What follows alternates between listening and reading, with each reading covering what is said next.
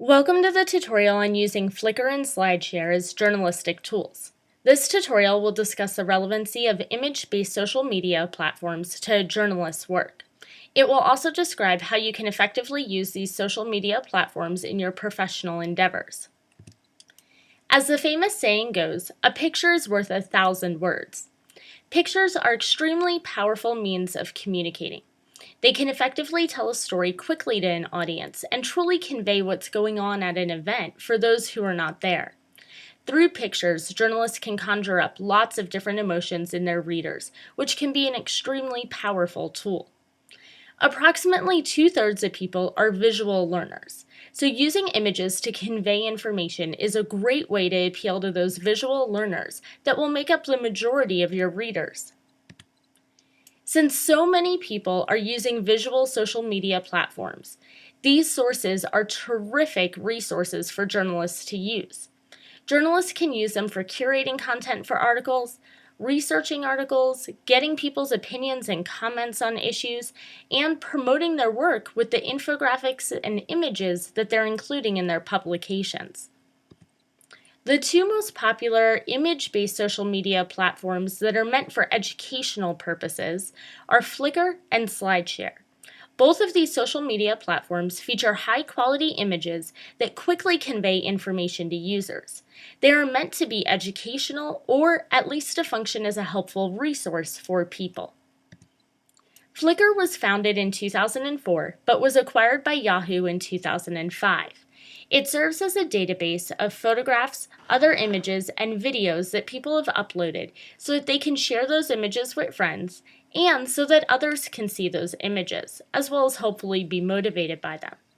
Frequently, people will even allow others to use their photos on blogs or in other publications.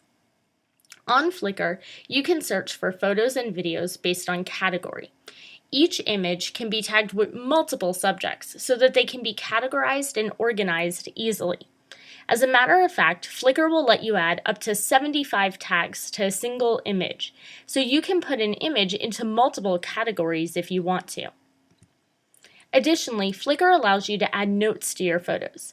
These notes act like sticky notes you're putting right on your photo to help your viewers know exactly what you want them to pay attention to or think of when they view your image. Photographs can also be geotagged so that the location can be correctly identified. For reporters who are looking for images from certain locations, searching for pictures by geotag is extremely useful. Plus, you can organize photos by albums, which are called sets on Flickr, and you can organize them by collections of albums, which is helpful for keeping images well organized. If you discover that someone often posts photos that you like or find useful, then you can add that person to your Flickr contact list so that you can follow their posts easily. This is an extremely helpful way to ensure that you know about your source's latest pictures. Flickr is extremely popular. It has nearly 90 million registered users, and over 3.5 million images are uploaded to the website daily. Consequently, it's a fantastic tool for finding images of events, places, and other things you may want to report on. One thing that makes Flickr so popular is the fact that it easily lets people embed the images onto their website and other social media platforms. Another thing that makes the visual social media channel so popular is the fact that people can participate in groups which are organized by topic, and they can share relevant images with other people interested in that topic through the group. The second image-based social media platform that's popular is called SlideShare. SlideShare was founded in 2006 but was acquired by LinkedIn in 2012.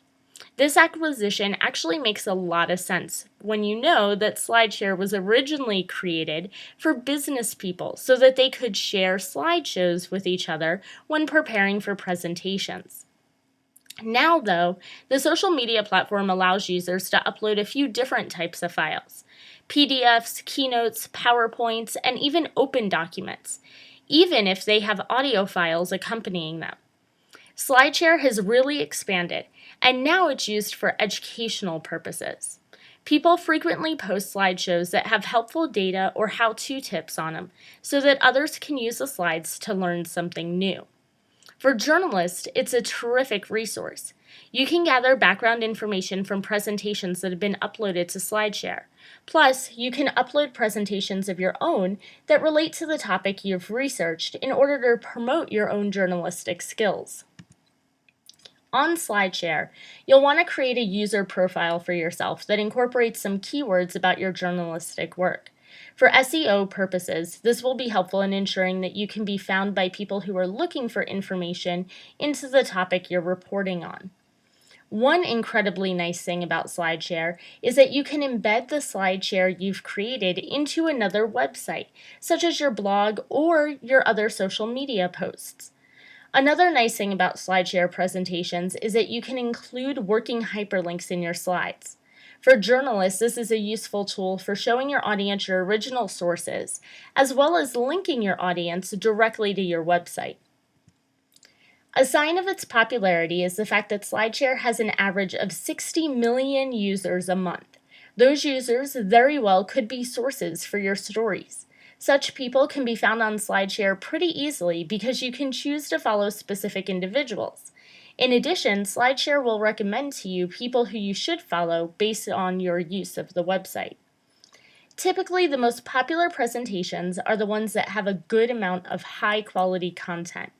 Those presentations usually have somewhere between 40 and 60 slides in them.